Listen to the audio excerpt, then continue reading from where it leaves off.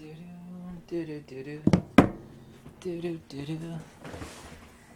know, for anybody that thinks I sit inside behind this desk or any desk all the time, I would have you look at my sunburned face. You know, I actually spent like an hour and a half looking at nearly 70 sample images from the new Sony A7R Mark IV. And I mean this literally, and of course I'm absolutely no fan of Sony, that much is obvious, but I was actually stunned, literally. And of course there's no raw interpolation set up yet for the raw files. These are just straight out of camera JPEGs, which is fine, but I was literally stunned at how horrible the images were. I mean, I actually, when I was testing the Sony A7R III, and I posted a lot of straight out of camera images, I was actually accused by a bunch of Sony fanboys of skewing the results. It's like, no, I mean, this is exactly how it popped out of the camera, correct exposure. And of course these, and I'll actually put a link below to these images. You can take a look for yourself. I did notice that a lot of the images were with that absolutely disgusting 24-70 G Master lens, which I know is not that sharp, but I'm not actually talking about sharpness. Some of the best lenses that Nikon has are not that sharp, but they render incredibly well. These images were absolutely abysmal. They were disgustingly abysmal. I actually couldn't believe on some of the images. There's actually only 3 or 4 images that were nice. One of them was a picture of a dog's face with a 135 millimeter. And it's kind of hard to screw up 135 millimeter actually. Canon's 135 millimeter is absolutely stunning. Anyway, there's another YouTuber, and everybody makes this mistake. I'm actually not singling him out, Koala Boy. That was trying to make a comparison on the new Sony A7R Mark IV. And everybody makes the same stupid mistake. Enough quantity actually affects quality.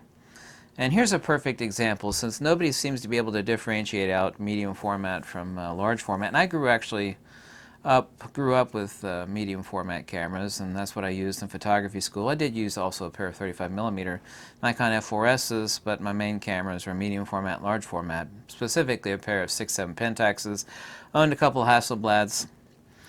Enough quantity actually affects quality. Now I've heard that the pixel pitch for the new Sony A7R IV is identical to that of the new GFX 100, which I tested very, very extensively over like a week and a half. And I've got mine on order.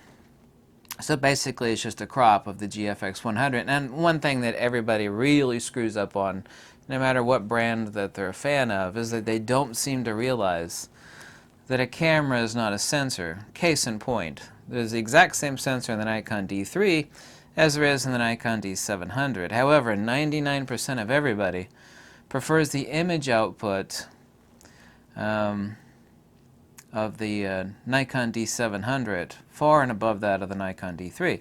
Both of them are the exact same damn sensor. A camera is not a sensor. Some people don't seem to realize that a camera is not a sensor. Also, case in point, same sensor D610 as the Nikon D750. D750 performs much better in low light than does that of the Nikon D610. What's the distinction? Signal processing. There's this neat little thing in a camera called a main board and processing and 80 converters and on and on. A camera is not a sensor. It's just not. Some people think, well, that's like the engine of a car, which is pretty much analogous, but not really, even not to that extent. If you would want to make an engine and a car analogy in a digital camera, the sensor is only half the engine and none of the transmission. The other half of the engine is the processing and 80 converters on the main board. 80 converters are not on the main board. And also SNR firmware, and how the signal is interpolated and digitized and dropped over onto the media cards.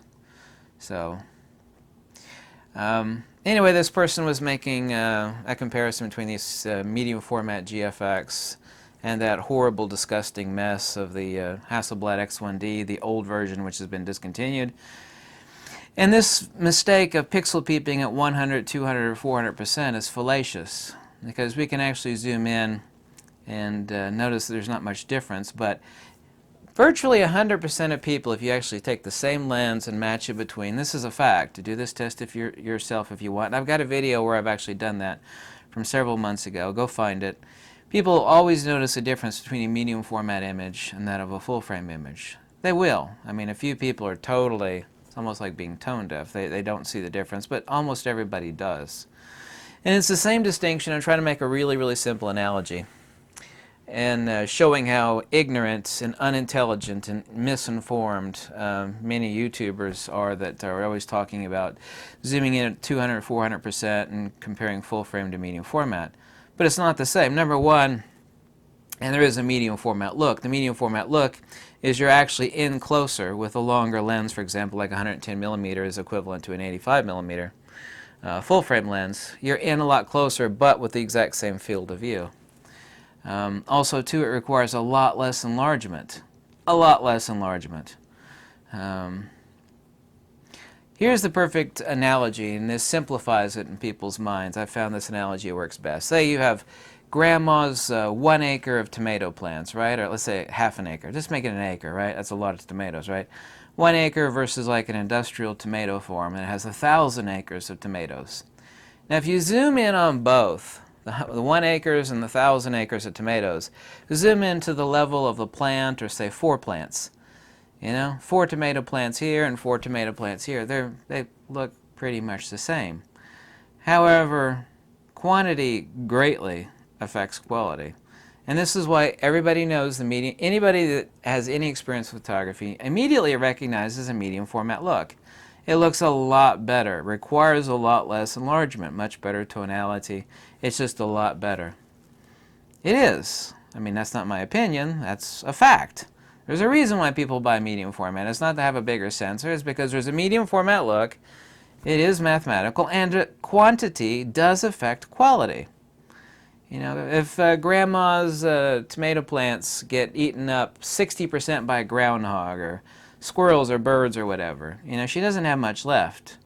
But if you have the same amount that are eaten of the 100 acres of tomatoes, there's basically no impact. You got the same amount of information jammed into a much smaller space. It requires more enlargement. Also, too, you're using a shorter focal length for the exact same field of view on a full frame, an 85 millimeter full frame versus, for example, 110 millimeters on the GFX or even the Hasselblad, which of course is a horrible system. Why are all these idiot YouTubers missing that? I know for a fact of the top 10 YouTube photography channels, I'm the only person of them that grew up with medium format. Not a single damn one of them has told you what is definitively, not opinion or subjectively, what is objectively the medium format look. Requires less enlargement, you are closer, longer focal length, you're closer with the same field of view. It's very apparent. It's very apparent. You just take like 2 straight out of camera JPEGs, for example, which doesn't have a tremendous amount of information in them, but just say JPEG. You know, and slap that same image on the medium format camera, the same lens, excuse me, and take an image. I mean, it looks a lot different. Or, say for example, use an 85 millimeter full frame. Keep your feet glued in the same spot. Switch camera systems to medium format. Same field of view, you're going to have to use 110 millimeter, for example. Or 45 millimeter on a medium format to get a 35 millimeter field of view. There is a medium format look. You know, zooming in at 200, 400% and say, oh, there's not much difference, mate. I mean, that guy does the worst, most horrible YouTube camera reviews imaginable. Flat out, bar none, number one, the worst reviews. But I mean, he's not working with the intelligence and the wherewithal to understand that quantity does affect quality. And zooming in at 400% is no different than looking at 4 of grandma's tomato plants, you know, versus 4 tomato plants on the 100 acres of tomato plants.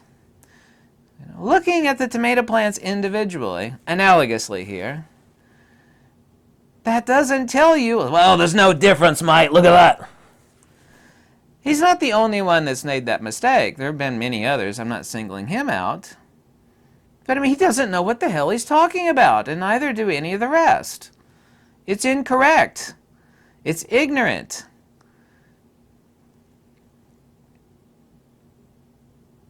Why do you think people buy medium format cameras? You know the old Phase 1, which everyone wants to talk about the larger medium format camera? Let's just talk about like an older Phase 1. A 100 megapixel Phase 1 on a really huge sensor, right? Well, as big as it gets. Unless it's for astro photography using $1 million telescopes, which is like a 5-inch by 5-inch sensor. I think that's the largest one. Let's talk about that old 100 megapixel Phase 1 sensor. Is it about the megapixels?